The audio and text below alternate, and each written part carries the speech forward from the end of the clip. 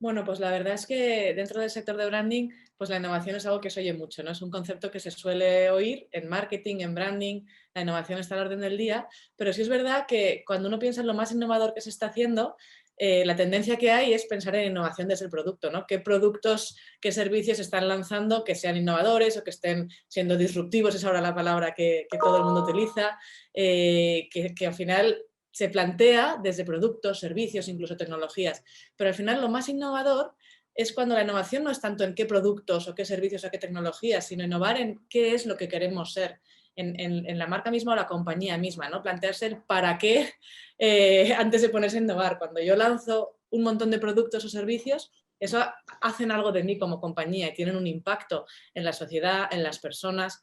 Entonces, para mí, lo más innovador que se está haciendo ahora es las marcas que innovan en pensar cómo quieren que sea aquel lugar hacia el que llevan a la sociedad, hacia el que llevan a su compañía. No solo lo que la marca hace, no innovar solo lo que la marca hace hoy, sino a dónde me llevan toda esa serie de innovaciones que estoy haciendo, de actuaciones, de innovaciones en su conjunto, ¿no? Entonces sí que es verdad que ahí hay muy buen fit, muy buen entendimiento entre el mundo del branding y el mundo de la perspectiva estratégica, que se plantea más ese futuro más a largo plazo, ¿no? Porque permite hacer este tipo de reflexiones. Al final, la perspectiva estratégica lo que hace es dar las herramientas para dotar de sentido a todo lo que hace la marca, no solo sentido actual, sino también sentido futuro, hacia dónde queremos llevar a la marca con cada una de las innovaciones que haga, ¿no? Y ahí hay un tema que creo que es muy interesante, muy importante, que es, si quiero saber hacia dónde quiero llevar a mi marca, tengo que innovar en pensar, bueno, cómo va a evolucionar la sociedad y cómo desde mi marca o desde mi compañía puedo aportar valor allí. Innovar en la relevancia, ¿no? No solo pensando en el hoy, sino pensar mañana cómo voy a seguir aportando valor. Pues ahí es donde hay que innovar. Bueno, pues de entrada es la actitud estratégica del futuro, podría decirse que es pensar en el futuro. Es verdad que, sobre todo en algunas culturas, más que otras, pero en general, el ser humano tiene cierta tendencia cortoplacista, por lo menos ahora mismo, ¿no? En la dinámica en la que vivimos inmersos, sobre todo en el primer mundo, es una dinámica muy de lo inmediato, muy del resultado de ahora mismo, del día siguiente como mucho, ¿no? No nos planteamos un largo plazo. De entrada, porque como todo está cambiando y ahora más que nunca, ese mundo VUCA del que hablabas o comentabas al inicio, como todo cambia tan rápido, es muy difícil plantearse un futuro a largo plazo. Bueno, vete tú a saber, es que no sé dónde estaremos entonces, ¿no? Y la verdad es que no se trata de saberlo o de intentar predecirlo o acertar, sino de ser capaces de imaginarlo, de imaginar ese futuro, cómo queremos que sea. Y para mí la actitud estratégica del futuro es esa, es superar esa tendencia cortoplacista y ese miedo ante la incertidumbre y pararnos a pensar en dónde queremos llegar en ese futuro a largo plazo, todo lo que voy haciendo hoy, todas las decisiones que tomo hoy, a dónde me llevan en un largo plazo y luego también qué consecuencias genera lo que hago hoy, ¿no? Ahí entra también el concepto de innovación responsable. Lo que hago hoy como compañía, como marca, como persona, como líder de una organización, tiene unos impactos. Lo que hago y lo que dejo de hacer. Puedo decidir no hacer nada, pero eso también tiene un impacto cuando decides no hacer nada. Entonces, entendiendo primero eso, que la actitud estratégica es contemplar ese futuro y que pensar y entender que todo lo que hagamos hoy construye ese futuro, también es entender que el futuro no es lineal, no es algo que sucede en línea recta independiente a lo que hagamos nosotros, ¿no? Hay varios futuros posibles porque todo depende de las acciones que tomemos hoy.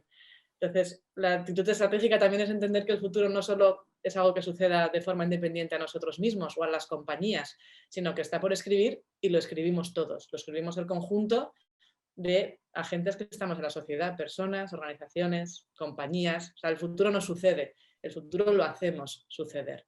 Entonces, al final la actitud estratégica sería mirar ese futuro a largo plazo y entender que lo que estamos haciendo hoy es crear ese futuro desde ya.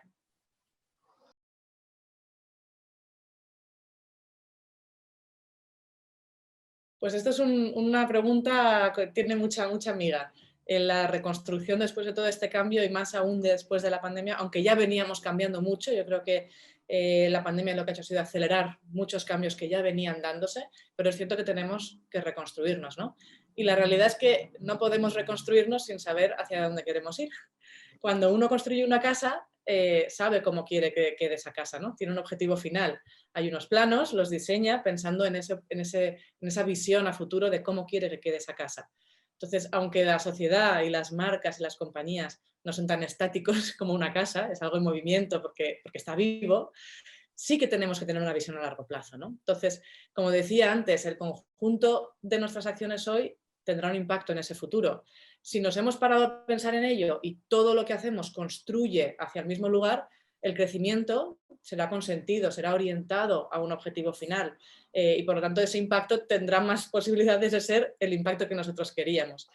Si no nos hemos parado a pensarlo, es más difícil construir nuestro futuro, es más difícil reconstruirnos. Entonces, crecer desde el propósito, al final, nace con la idea de que el propósito sea el faro que guía todas nuestras acciones como marca o como compañía. Y el propósito entendido como el impacto que quieres generar, el aporte de valor que quieres tener en la vida de las personas.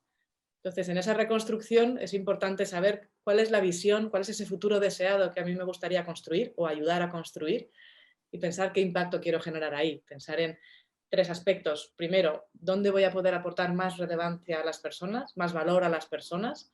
El qué de todo lo que hago les va a importar más, les va a ayudar más, ¿no? Y personas entendido en un concepto amplio, no solo mis clientes o mis consumidores, también mis empleados, mis proveedores, mis accionistas y la sociedad en general, ¿no? Entonces, por un lado, tiene que ser relevante. Por otro lado, tiene que ser legítimo. No me lo puedo inventar y menos hoy donde ¿cómo es? O eres transparente o te transparentan, ¿no? Es muy fácil descubrir cuando algo no es auténtico, cuando algo no es verdad. Entonces, cuando yo quiero construir esa visión, ese impacto que quiero generar, tiene que haber unas verdades detrás como compañía, como organización que lo sustenten, tiene que ser creíble de alguna manera. Y por último, lo que comentaba de ser atemporal. Está muy bien pensar en el impacto que quiero generar en las personas hoy, y es necesario, pero tenemos que pensar más allá. Las personas cambian, la sociedad cambia. Entonces tenemos que evolucionar con ella como organización, tenemos que pensar en un impacto que no solo se enfoque en hoy, sino que nos permita seguir generando impacto mañana, ¿no? Un propósito que tenga recorrido y que sea temporal. Entonces, desde Picnic, por ejemplo, lo enfocamos así, el Purpose Driven Growth, que es al final el crecimiento desde el propósito, es cómo las compañías pueden crecer desde un faro que es el impacto que quieren generar en las personas. Bueno, pues para responder a la primera parte de cómo considero que debería ser una economía humanista, yo creo que hace falta ponerse un poco filosófico, ponerse un poco trascendente y hablar o pensar en la naturaleza misma del ser humano, ¿no? Al final, la economía yo creo que no debería considerarse solo como una de las ciencias positivas, sino una ciencia casi de las filosófico-morales, o por lo mínimo filosófica, ¿no? Yo creo que lo importante de cómo debería ser una economía humanista es pensar en el ser humano, en las personas, no solo como el Homo sapiens, donde lo importante es el sapiens, el conocimiento, el saber, sino algo que está en nuestra naturaleza que yo creo que hemos olvidado y hemos dejado un poco de lado, que es el hecho de trascender, ¿no? Hay un concepto que es bueno, que ha salido en diferentes foros económicos, que es el del Homo transcendentalis, el Homo sapiens que reencuentra y reconecta con algo que está en nuestra naturaleza, que es la necesidad de trascender. Y cuando hablo de trascender es trascender en dos sentidos. Por un lado, trascender nuestra propia individualidad, o sea, no buscar solo nuestro bien individual, sino buscar un bien común, un bien de todos los seres humanos, no solo de mí como ser humano individual. Y segundo, trascender el momento presente o el resultado inmediato, ¿no? Es ese buscar el largo plazo. Entonces, al final sería buscar un bien a largo plazo que trascendiese o que impactase en todas las áreas de la conducta humana y también en la parte económica, ¿no? O de administración de la riqueza. La economía, si vamos a la parte etimológica, viene del griego de los términos oikos y nomos, que significaba casa y administrar, o sea, de administrar la casa, pues resolver los problemas que existían en la casa, en la morada, en el hogar, y ya podemos irlo haciendo más amplio a la sociedad. ¿Y quiénes? Pues al final eran los miembros de la familia que utilizaban los medios que mejor disponían y era una democracia muy, muy justa porque había un sentimiento de que el otro es importante y es igual de importante que yo. Entonces yo creo que tenemos que recuperar eso, ¿no? O sea, al final, si vamos al término puramente económico, un bien es lo que beneficia, no un bien, beneficia al ser humano. Pero si los actos económicos están orientados solo a mi bien individual y al bien presente, que es en otra manera de decirlo sería a la codicia, ¿no? Ese bien deja de ser algo antológicamente bueno, se convertiría en algo malo por sí mismo, ¿no? Entonces, ese bien cuando trasciende y se convierte en algo orientado a los demás y a largo plazo tiene mucho más sentido. Yo diría que la economía humanista es aquella que pone en el centro al ser humano en su totalidad, no a mí como ser humano individual. Y es pues esto, una administración de bienes o de riquezas que no busca la individualidad, sino el bien común, ¿no? Que no solo se preocupa de las personas, sino en la que cada persona trasciende a su propio yo y se preocupa de lo demás. Y aquí hay un matiz que es preocuparse de lo demás, no solo de los demás, sino también de lo demás, de todo aquello que es ajeno a mí individual. Y ahí entra el medio ambiente, entran a lo mejor sociedades que están más, o comunidades que están más alejadas de mi día a día. O sea, los demás es como el primer círculo, los que yo puedo visualizar, pongo cara y ojos, los que están en mi ciudad, mis vecinos, mis conciudadanos, pero luego hay un lo demás, que es algo mucho más amplio, que a lo mejor no tiene que ver con personas concretas, pero que nos impacta a todos, ¿no? Yo creo que para conseguir este cambio, porque tendría que suceder un cambio, o sea, al final yo creo que sí que la sociedad hoy en día está muy orientada a ese bien individual y cortoplacista, es una sociedad guiada en cierto modo por esa codicia, si lo queremos entender así, y entonces tendría que ocurrir un cambio, pero no hace falta crear una nueva teoría social, una nueva teoría económica, que se anda como buscando con mucha desesperación, es reconectar, o sea, back to the basics, ¿no? Reconectar con algo que ya tenemos, que es darnos cuenta de esa necesidad y esa capacidad de trascender. Darse cuenta de que tenemos que superar el Homo sapiens, es que lo importante es conocer. Es importante conocer, pero es importante saber que podemos y debemos trascender. Trascender nuestra individualidad y trascender nuestro momento presente.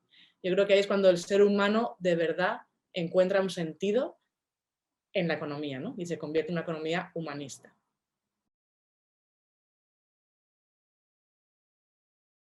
Pues aquí la verdad es que se me ocurren varios nombres, pero voy a decir dos, que además son dos personas con las que he trabajado personalmente desde Picnic. Uno es Santiago Satrústegui, que es el presidente de Avante, una asesoría de fondos de inversión que, como tal, en el sector que están, sabe muchísimo de economía, pero que a toda la compañía y a él en particular les caracteriza un profundo sentimiento humano y de esta búsqueda de ese bien común, ¿no? De ese bien trascendente, que va más allá de lo individual y del largo plazo, de siempre mirar no solo el momento presente, sino construir para toda una vida. Y entonces, por un lado diría Santiago Satrústegui, de Avante, y también Beatriz Sánchez Guitián, que es la directora general de la Fundación Más Humano, que estamos trabajando con ellos últimamente también, y es una fundación que se dedica a ver cómo las organizaciones pueden impactar en positivo en todas las personas, en todos los seres humanos que tienen relación con ellas, ¿no? Entonces, ambos, desde su área de influencia, creo que hacen una brillante labor de influencia, de conciencia social y luego de impacto real y positivo en cada una de las cosas que hacen. Les pasaría el testigo a ellos.